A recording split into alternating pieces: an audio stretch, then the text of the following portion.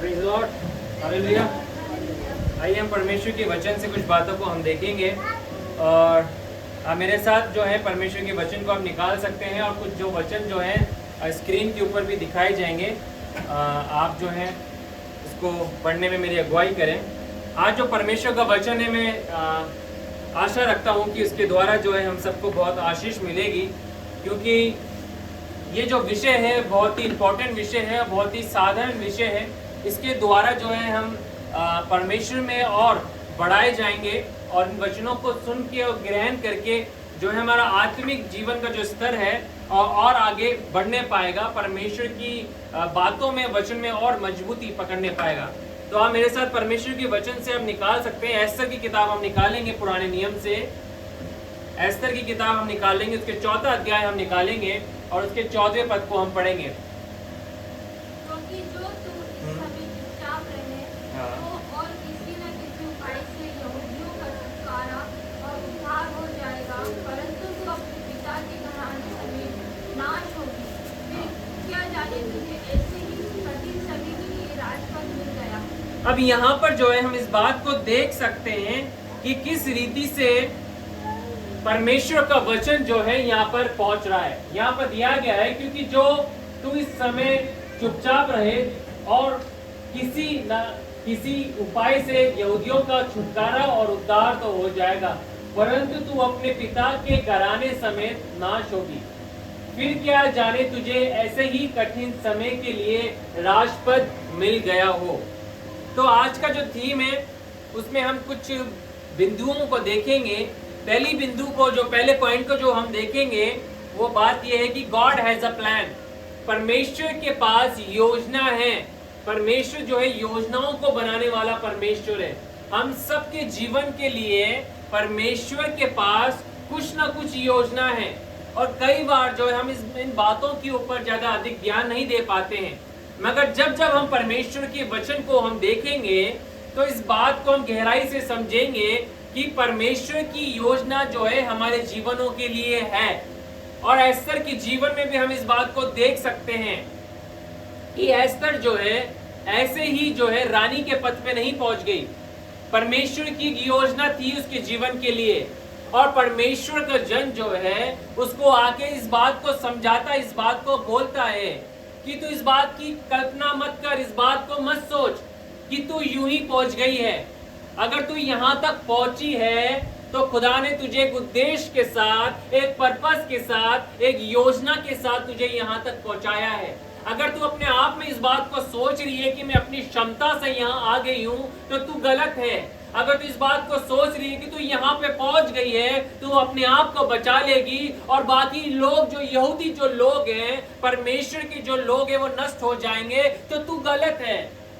परमेश्वर का जन उसको क्लियरिफाई कर रहा है। परमेश्वर जो एक योजनाओं को बनाने वाला परमेश्वर है। कई बार हमें इस बात को लगता है कि शायद जहां हम आज खड़े हैं हम यूं ही आके खड़े हो गए। ऐसी बात नहीं है। परमेश्वर हमारे स्टेप्स को ऑर्डेन करता है।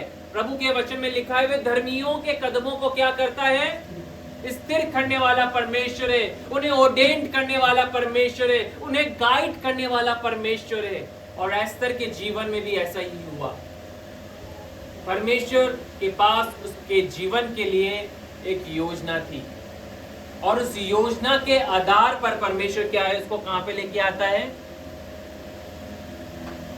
उसे रानी के पद पे लेके आता है। आउट ऑफ द ब्लू जो है परमेश्वर से लेके आता है। आज जो हम इस बात को सीखने का प्रयास करेंगे, कोई भी निकाले, इसके बाद एक और वचन है यिर्मयाह, उसका 29 हम निकालेंगे और उसके कोई भी 11वें पद को पढ़े। यहाँ पे भी दिया गया, क्योंकि यहोवा की यह वाणी है कि जो कल्पनाएं तुम्हारे विषय करता हूँ उन्हें मैं जानता हूँ। मैं हानि की नहीं वरन कुशल की ही है, और अंत में तुम्हारी आशा पूरी करूंगा। अब यहोवा की यह वाणी है। परमेश्वर इस बात को कह रहा है अपने दास के द्वारा, भविष्यवक्ता के द्वारा, कि यहोवा की यह वाणी है कि जो कल्पना में तुम्हारे विषय करता हूं उन्हें मैं जानता हूं।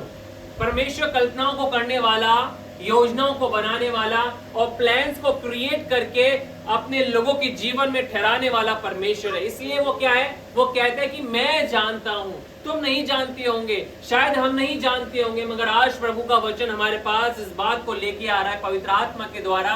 खुदा कह रहा है कि मेरे पास तुम्हारे जीवन के लिए एक योजना है, एक प्लान है, एक योजना है।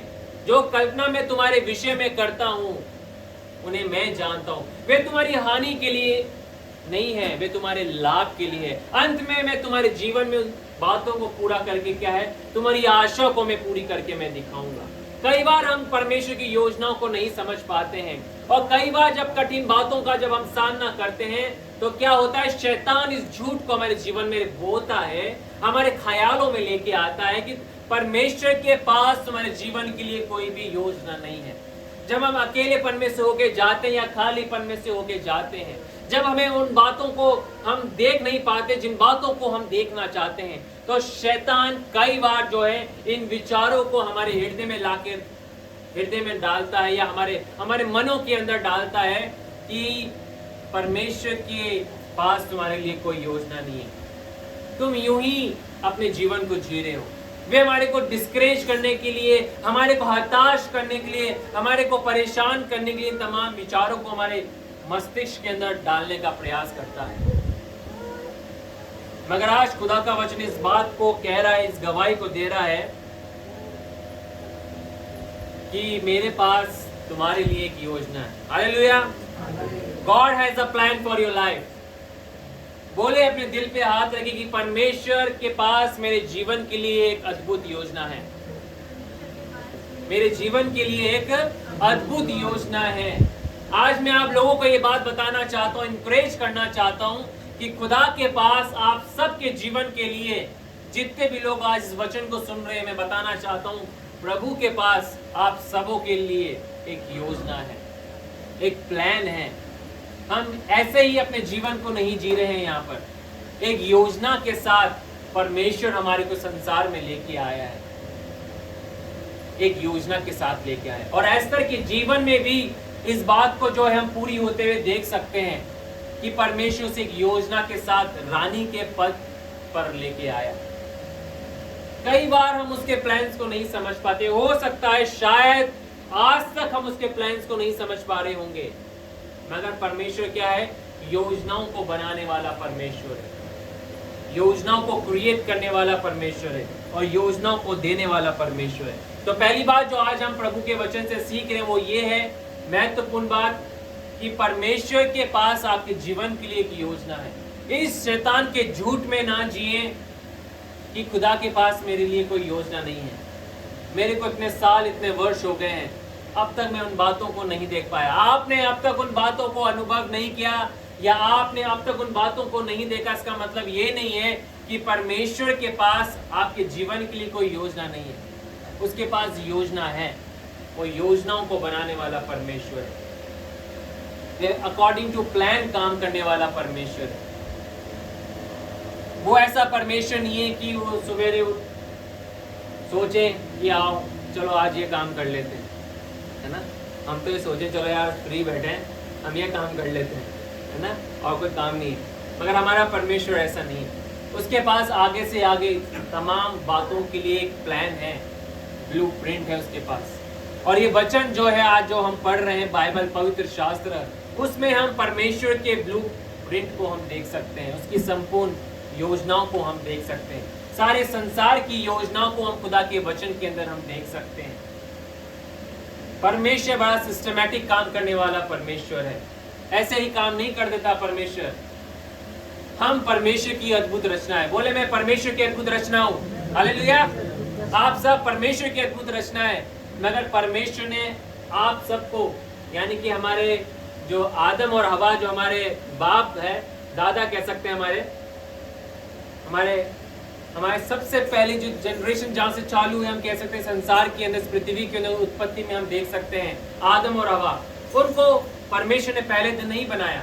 हालेलुया। परमेश्वर ने कौन से दिन उन्हें बनाया? छठे दिन के सेकंड हाफ में बनाया परमेश्वर ने। क्यों? क्योंकि परमेश्वर सिस्टमैटिक काम करने वाला परमेश्वर है। परमेश्वर ने क्या बनाया? पहले दिन ज्योति को बनाया, परमेश्वर सिस्टमैटिक काम करता गया। परमेश्वर ने भी पानी को एक जगह इकट्ठा किया। हम देख सकते हैं एक एक दिन में परमेश्वर ने उन बातों को व्यवस्थित परमेश्वर ने किया। परमेश्वर को पता था इनको भूमि की जरूरत पड़ेगी, इनको जल की जरूरत पड़ेगी, इनको वायु की जरूरत पड़ेगी, इनको पेड़ पौधों की जरूरत पड़ेगी, इनको तमाम वातावरण की जरूरत पड़ेगी, है ना। तो परमेश्वर क्या सिस्टमैटिक काम करता गया और फिर जाके परमेश्वर ने अपनी अद्भुत क्रिएशन को क्या है अपने हाथों से बनाया। इन तमाम बातों को तो परमेश्वर ने बोल के बनाया, मगर हम बोल के नहीं बनाए गए। हम परमेश्वर की हाथों की रचना है। हालेलुया। बोले अपने जीवन के लिए मैं परमेश्वर की हाथों की रचना हूं। तो क्यों हम इस शैतान के झूठ को अपने जीवन में ले लेते हैं कि प्रभु के पास हमारे लिए कोई योजना नहीं है। परमेश्वर के पास हमारे जीवन के लिए एक योजना है, माइटी प्लान से। हालेलुया। अद्भुत योजना है और कई बार हम उस बातों को हम नहीं समझ पाते हैं। पहली बात हमने अभी क्या सीखी, प्रभु के पास हमारे जीवन के लिए एक योजना है। परमेश्वर योजनाओं को बनाने वाला परमेश्वर है। एक वचन और हम निकालेंगे, साम्स निकालें, स्क्रीन पर ही होगा उसका 33, भजन संहिता 33 उसका 11 पढ़े कोई भी। हाँ, यहोवा की युक्ति सर्वदा स्थिर रहेगी। हाँ। मन की कल्पनाएं पीढ़ी से पीढ़ी तक बढ़ेंगी। अब यहाँ पर हम दूसरी बात जो सीखना चाहते हैं, जो बहुत महत्वपूर्ण बात है, वो ये ना केवल परमेश्वर योजनाओं को बनाने वाला परमेश्वर है, प्लान्स को बनाने वाला परमेश्वर है, मगर खुदा के वचन में हम इस बात को देख सकते हैं। खुदावन कह रहा है यहोवा की युक्ति सर्वदा स्थिर रहेगी, उसके मन की कल्पना पीढ़ी से पीढ़ी तक बनी रहेगी। हालेलुया।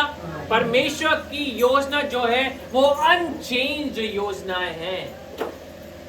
कई बार जब हम विकट परिस्थितियों में जब होके जाते हैं, हम खुदा की बातों को तो जान लेते हैं, खुदा के वायदों को तो जान लेते हैं, प्रतिज्ञा को तो हम जान लेते हैं, खुदा की क्रिएशन के बारे में हम जान लेते हैं, अपनी क्रिएशन के बारे में हम जान लेते हैं, मगर जब हम बातों को नहीं देख पाते तो कई बार क्या लगता है, एक विचार आता है, क्या परमेश्वर ने अपनी योजना को बदल तो नहीं दिया? अब तक तो पूरी नहीं हुई। शायद खुदा ने अपनी योजनाओं को हमारे लिए बदल दिया हो। मगर आज प्रभु के वचन से मैं इस बात को आपसे रूबरू कराना चाहता हूं। खुदा ने मुझसे इन वचनों से बातचीत करी। Arpit, I have a plan for your life and I will never change my plan for you. Hallelujah. ऐसा ही आप लोगों के जीवन के लिए भी है। मेरे पास तुम्हारे जीवन के लिए एक योजना है जो कभी भी नहीं बदलेगी। उसकी योजना, उसकी युक्ति, उसकी तमाम कल्पनाएं जो हैं वो स्थिर हैं, वो अनचेंज्ड है, वो कभी चेंज नहीं हो सकती। उन बातों को हमारे लिए कोई नहीं बदल सकता। कोई आकाश की शक्ति उन बातों को जो खुदा ने हमारे लिए सोची बदल नहीं सकती। कोई मनुष्य हमारे लिए परमेश्वर की योजना को हमारे लिए नहीं बदल सकता। परमेश्वर की युक्ति क्या है?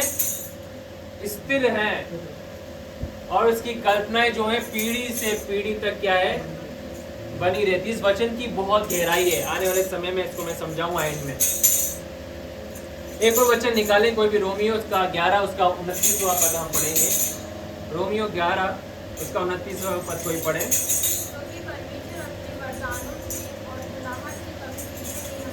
हालेलुया। यहाँ पे लिखा क्योंकि परमेश्वर अपने वरदानों से और बुलाहट से कभी पीछे नहीं हटता है।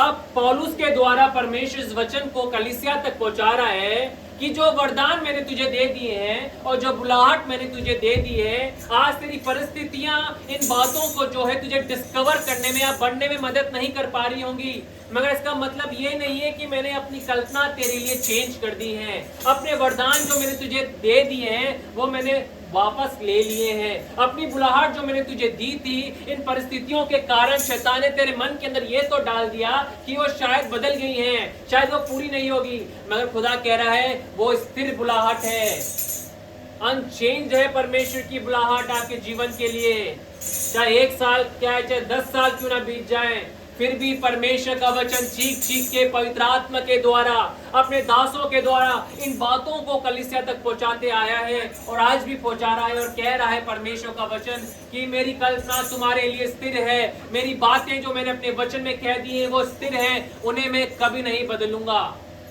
मेरी बुलाहट तुम्हारे जीवन के लिए स्थिर है। हालेलुया। अभिषेक, परमेश्वर की बुलाहट तुम्हारे लिए स्थिर है, वो कभी नहीं बदलेगी। आंटी, आपके जीवन के लिए परमेश्वर की बुलाहट स्थिर है, वो कभी नहीं बदलेगी। हम सब के लिए आप अपने अपने नाम को लेके जो है इस बात को लेके कह सकते हैं कि परमेश्वर की बुलाहट क्या है? स्थिर है, अनचेंज्ड है।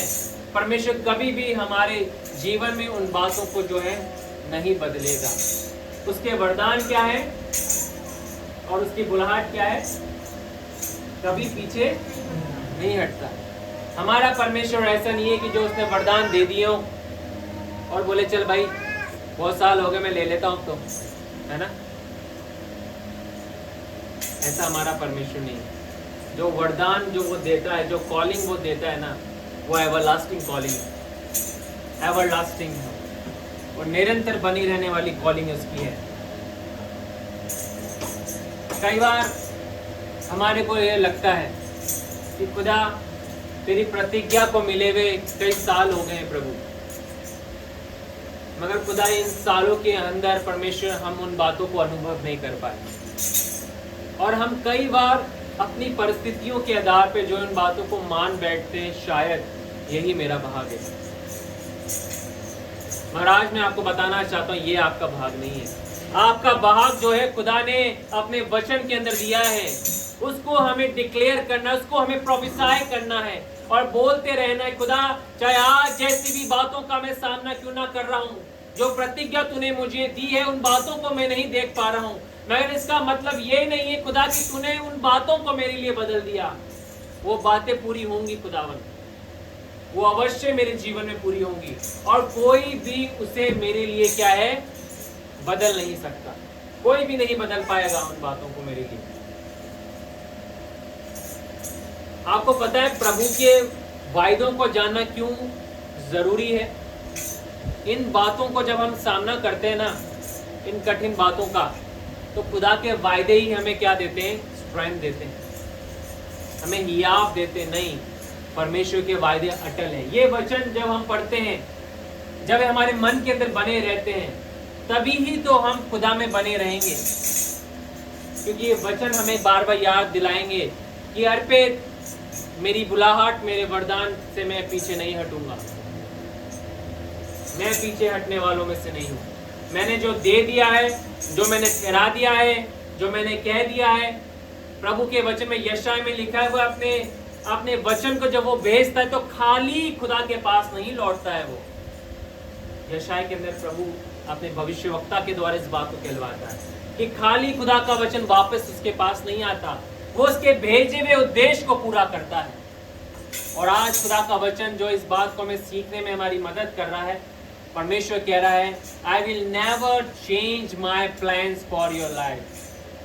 Even though devil is try and wants to convince you, शैतान ने कोशिश करी और उसने तुम्हें इस बात पे भरोसा करने में तुम्हारी क्या है मदद कर दी, कोशिश कर दी कि तुम इस बात को मान लो कि खुदा ने अपने प्लान्स को बदल दिया है। नो,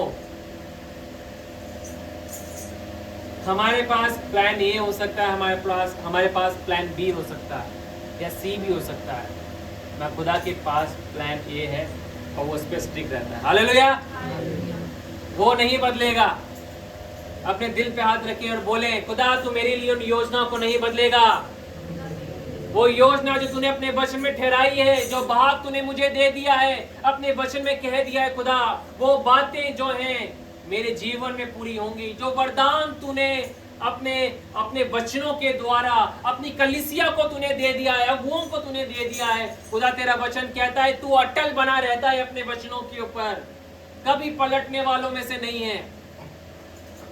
आपको पता है एक काम है जो परमेश्वर नहीं कर सकता, सारे काम परमेश्वर कर सकता है। एक काम बताइए जो परमेश्वर नहीं कर सकता।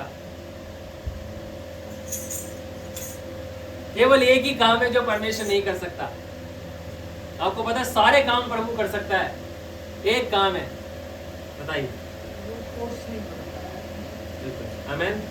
आपको पता है एक काम जो उसके वचन में लिखा है, वो जो हम देख सकते हैं वो नहीं कर सकता, वो ये है कि वो कभी झूठ नहीं बोल सकता। हालेलुया। वो कभी झूठ नहीं बोलता है। वो जो कह देता है तो कह देता है, वो होके ही रहता है। और आज खुदा अपनी कलीसिया को, अपने विश्वासियों को, अपने लोगों को इस बात को कहना चाहता है, उन्हें रिवील करना चाहता है कि मैंने अपनी योजनाओं को नहीं बदला है। कई बार जो है हम अपने मार्ग में निकल पड़ते हैं, अपने तरीके से, अपने तौर तरीके से उन बातों को पूरा करना चाहते हैं। परमेश्वर भी इंतजार करता है। इसका मतलब यही नहीं कि खुदा ने हमें छोड़ दिया है, खुदा ने त्याग दिया है, खुदा ने अपनी योजना को बदल दिया, नहीं। परमेश्वर जो है उन बातों पे स्ट्रिक्ट रहता है कि ये तेरे लिए मेरी योजना है, आज नहीं तो कल इन बातों को मैं क्या है पूरी करके दिखाऊंगा। और जब इन बातों को हम जान लेते हैं ना, तो कोई भी परिस्थिति हमें आगे बढ़ने से फिर रोक नहीं सकती। हालेलुया। जब इन बातों को जिएंगे हम अपने हृदय में लेके इन वचनों को, खुदा चाहे कैसी भी बातें क्यों ना हो प्रभु जी, मगर खुदा तेरा वचन मेरे पास है कि तू अपने प्लान्स पे स्ट्रिक्ट रहने वाला परमेश्वर है, अपने प्लान्स को फुलफिल करने वाला परमेश्वर प्रभु। अपने वरदानों को जब तू दे देता है उसे लेता नहीं है खुदा। अपनी बुलाहट को जब तू देता है तो उसे लेता नहीं है प्रभु, तो उस पे बना रहता है प्रभु। तो क्या ये हमारी कठिन बातों का जब हम सामना करेंगे ना, उस समय हमें स्ट्रेंथ दे देंगे। एक गवाही मैं अपने जीवन की शेयर करना चाहता हूँ, और वो गवाही ये है कि जब मैं 2013 के अंदर बीमार पड़ा था, उसको मैं पहले भी कलीसिया के